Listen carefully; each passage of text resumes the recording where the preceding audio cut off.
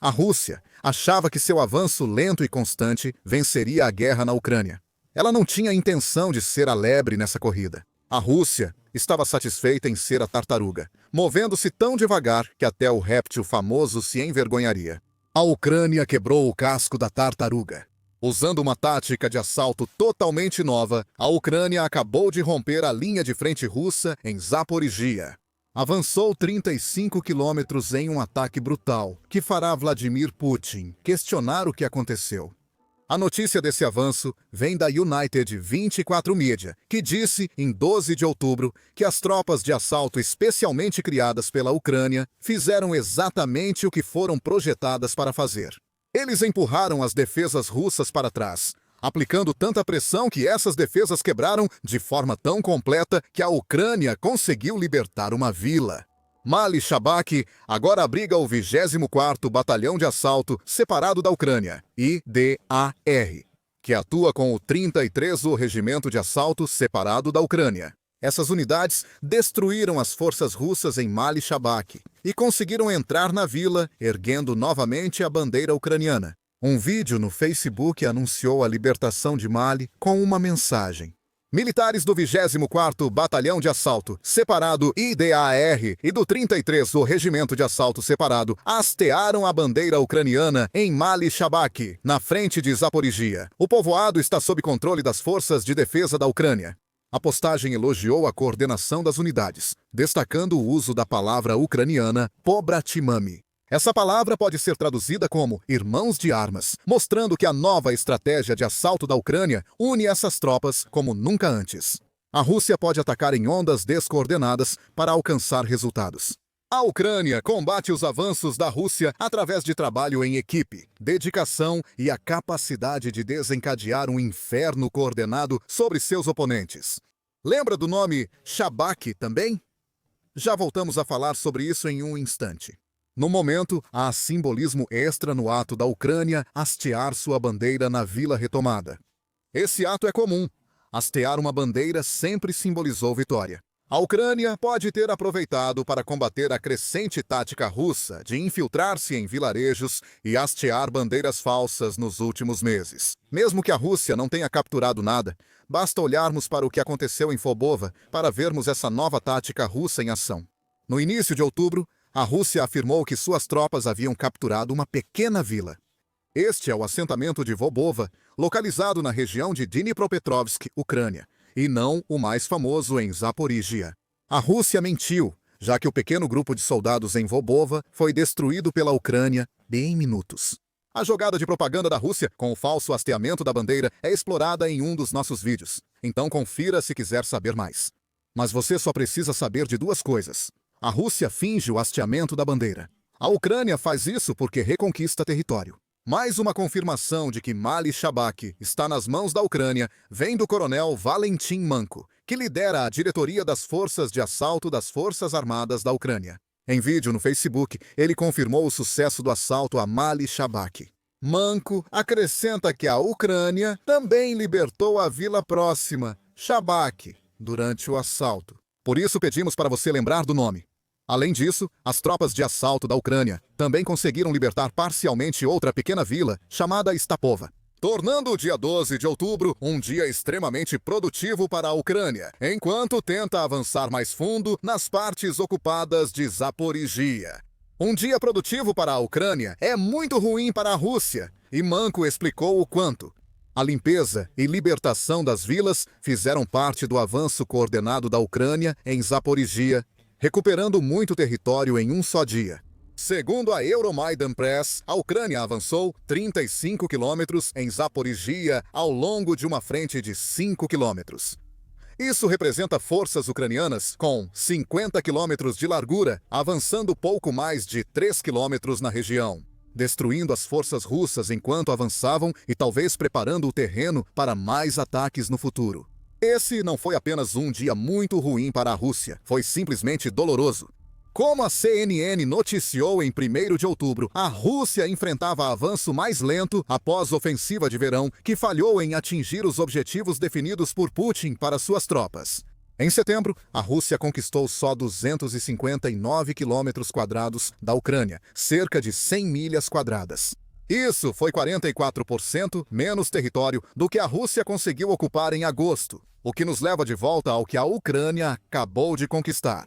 O avanço lento da Rússia faz cada território conquistado valer ouro para Putin, enquanto ele tenta criar a percepção de que a Ucrânia não pode impedir a Rússia de vencer a guerra. Quando a Rússia perde território para os contra-ataques da Ucrânia, essa percepção é destruída. Mali Shabak mostrou que a Ucrânia também consegue conquistar território como a Rússia. Com a nova estratégia de ataque da Ucrânia, isso pode ser só o início dos problemas de Putin. Voltaremos ao tema dos novos ataques da Ucrânia mais adiante no vídeo. Antes disso, a retomada de Mali Shabak e aldeias próximas prejudicará a Rússia por outro motivo, segundo a Euromaidan Press. Ela diz que a Rússia só conseguiu chegar aos arredores de Mali Shabak e das aldeias vizinhas em março de 2025, após um avanço para o assentamento próximo de Piatikati. O avanço de 4 quilômetros na Ucrânia em uma frente de 10 quilômetros? A Ucrânia contra-atacou, segundo o veículo, retomando Shabak no processo. Porém, em julho, a Rússia lançou um contra-ataque e retomou o vilarejo recém-recuperado pela Ucrânia. Essa não foi uma contra-ofensiva comum da Ucrânia. Foi o ponto final de uma frase sem fim escrita desde março deste ano. O vai e vem nessas aldeias terminou, ao menos por hora, e a Ucrânia saiu por cima. O que a Ucrânia conquistou em 12 de outubro pode parecer pequeno à primeira vista. Libertar algumas aldeias é ótimo, assim como conseguir avançar tão profundamente pelas linhas russas. Mas ainda assim, tudo isso representa uma quantidade relativamente pequena de território. Ao analisar a guerra da Ucrânia de forma mais ampla, vemos que a Ucrânia libertou Mali. Shabak faz parte de uma tendência muito maior em todo o país neste momento. A Ucrânia está contra-atacando e vem recuperando lentamente seu território das forças russas ocupantes há meses. Basta olhar o que ocorre agora em Dobropilya e Donetsk para perceber isso. Em 10 de outubro, a United 24 divulgou declarações do comandante do exército ucraniano, Oleksandr Siersky. Esses comentários foram feitos em uma visita de campo 2 dias antes, quando Siersky afirmou que a contraofensiva ucraniana já está em andamento.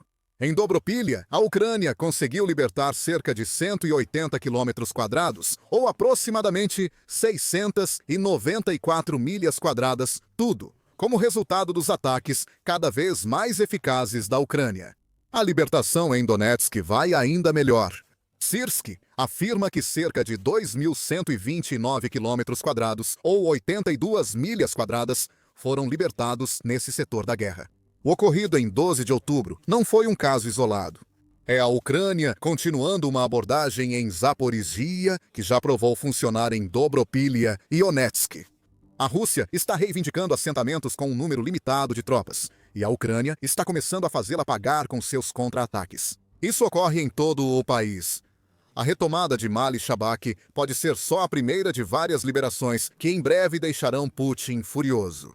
O outono de 2025 não deveria ser assim. A estação deveria ser de celebração, depois que a Rússia conquistou enormes territórios durante o verão. A Ucrânia está desfazendo todos os avanços russos do verão, afastando ainda mais Putin dos objetivos que já havia falhado no início do ano. Isso só é possível graças ao que citamos antes no vídeo. A Ucrânia tem novas táticas de assalto, e os números mostram que essas táticas estão funcionando. No relatório sobre Mali, Shabak Militani resumiu as ações inovadoras da Ucrânia em seus assaltos. O relatório afirma que a Ucrânia usa tropas de assalto para romper defesas russas e reservas móveis em várias regiões, permitindo recuperar territórios. Em todos os casos, essas tropas de assalto estão tendo tanto sucesso devido a uma mudança de tática operada pela Rússia. O The Moscow Times relatou essas mudanças em setembro e observou que a Rússia tenta usar grupos de sabotagem para penetrar profundamente pela linha de frente. Ele cita Siersky. Desde o início do verão, as táticas do inimigo mudaram. A tarefa deles é entrar fundo em nosso território, recuar, se reagrupar e avançar de novo. Depois, atacar alvos distantes para paralisar nossa logística e rotação de tropas. Militani diz que essas unidades russas podem ter só 4 ou 6 soldados. A Rússia parece focar em infiltrar tropas pelas linhas de frente, não em rompê-las totalmente. Essa estratégia funciona, de certo modo. A Rússia está realmente conseguindo conquistar pequenos povoados e outros pedaços de território com esses grupos de sabotagem. Essas unidades russas são pequenas e por isso conseguem vários pequenos avanços, que somados parecem impressionantes à primeira vista. Porém, o lado negativo da abordagem russa está sendo exposto pela Ucrânia. Unidades pequenas não conseguem se entrincheirar e criar defesas capazes de impedir o contra-ataque da Ucrânia. As unidades de infiltração russas atuam sem apoio blindado, e as brechas abertas são tão estreitas que a Ucrânia as fecha rapidamente. Quando as brechas são fechadas, os soldados russos ficam cercados e sem acesso a suprimentos ou reforços. A Ucrânia ataca, e as forças russas perdem território conquistado. A Ucrânia criou um novo ramo militar para liderar ataques de reconquista territorial. Ela opera de modo distinto das Forças de Assalto Aéreo, ou DSHV, segundo Siersky. As tropas de assalto aéreo são infantaria de elite, capazes de atacar, defender e fazer incursões, afirma o comandante-chefe do exército ucraniano. Unidades de assalto são de reação rápida. Eles atuam nas áreas mais difíceis, sem defesas fixas, e são chamados para romper a linha inicial inimiga. A Rússia tenta se infiltrar, enquanto a Ucrânia reage com pequenas unidades que respondem rapidamente a cada avanço russo. Em sua coluna no Medium, The Strategic Edge, o ex-soldado e agente federal dos Estados Unidos da América Brian Aisling detalha as novas forças de assalto da Ucrânia. Ele diz que a Ucrânia construiu uma reserva móvel que é flexível e ativa em todas as partes do país. A reserva foi criada para romper defesas russas, especialmente onde a Rússia avançou com unidades menores. Essas forças de assalto não atuam com as demais tropas ucranianas, nem estão na linha de frente ou defendendo contra avanços russos.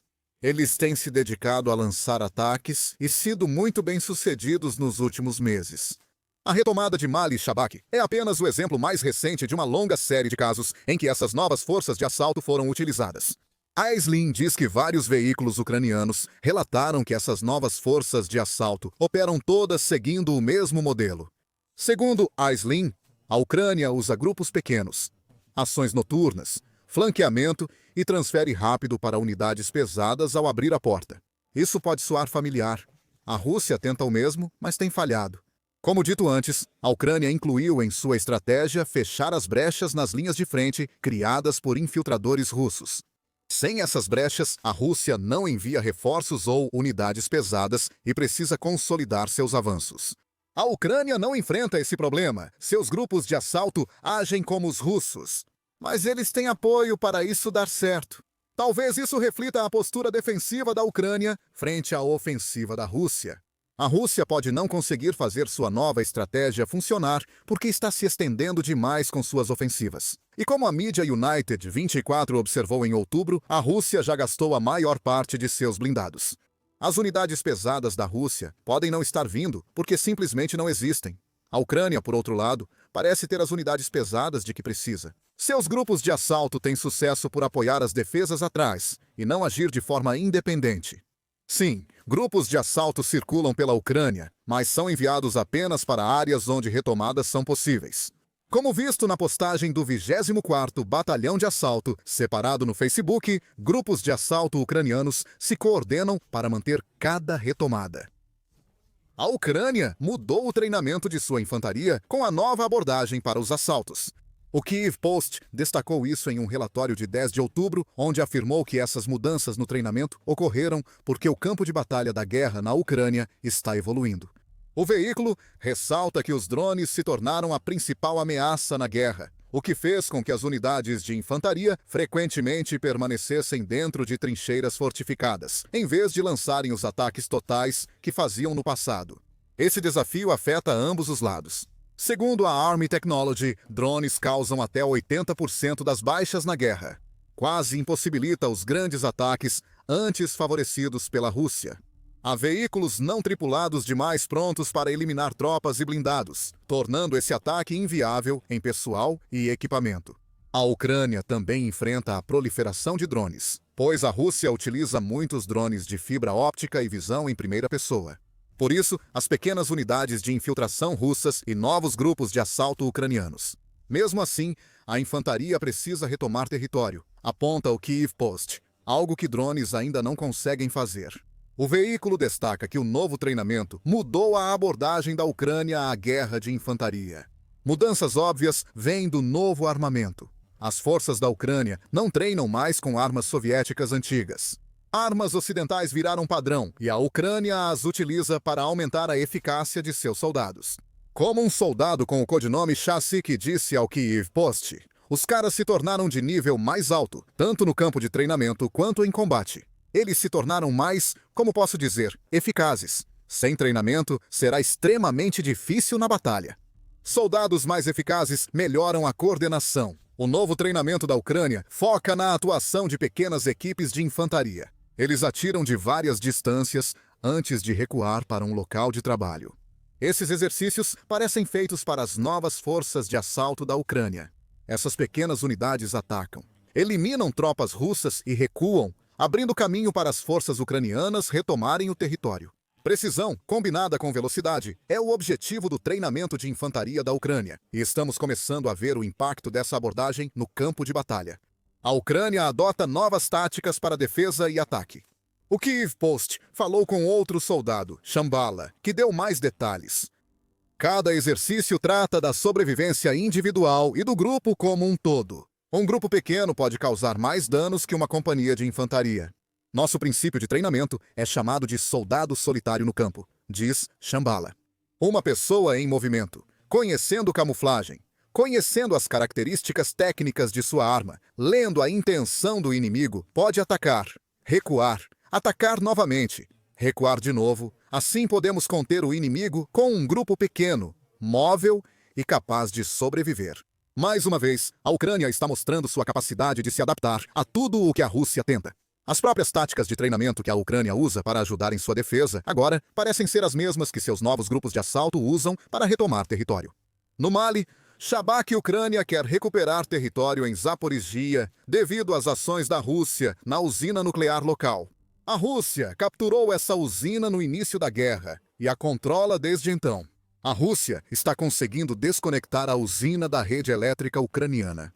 Segundo o Kyiv Independent, em 12 de outubro, a Rússia rompeu intencionalmente a conexão da rede elétrica ucraniana com a usina nuclear de Zaporizhia, algo sem precedentes. Não houve desacoplamento inteligente aqui. A Rússia aparentemente cortou o cabo ao atingir uma linha de energia em 23 de setembro. Desde então, a usina opera com geradores a diesel reserva. Isso é extremamente perigoso e parece ser um sinal de que a Rússia está tentando conectar a usina à sua própria rede elétrica, como disse o ministro das Relações Exteriores da Ucrânia, Andrei Shibaya, em uma postagem posterior. Isso não é só uma tentativa de roubo de uma instalação nuclear ucraniana. Ações não autorizadas da Rosatom violam protocolos internacionais de segurança nuclear, desrespeitam a licença ucraniana e ameaçam um incidente nuclear, afirmou Shibaya. Essas ações russas dão uma nova perspectiva a Mali Shabak. Pode parecer só uma pequena vila em Zaporizhia libertada pela Ucrânia, mas isso ganha importância no contexto regional. Um avanço de 3 quilômetros em 5 da linha de frente é um passo importante para a Ucrânia. Isso aproxima as forças do país de uma usina nuclear, que a Rússia está maltratando, podendo causar uma catástrofe. A Ucrânia não pode permitir isso. Por isso, seus grupos de assalto devem intensificar as ações em Zaporizhia nos próximos meses. A estratégia da Ucrânia funciona também em Dobropilha e Onetsk. Mas talvez Zaporizhia seja onde a Ucrânia precisará se esforçar mais para evitar um erro russo. Com várias usinas nucleares, as forças ucranianas podem, em breve, receber um novo drone que causará ainda mais danos às defesas russas. Enxames de drones controlados por inteligência artificial podem surgir após a Lituânia fornecer à Ucrânia uma arma experimental. Veja nosso vídeo e inscreva-se no The Military Show para acompanhar as adaptações da Ucrânia às táticas russas.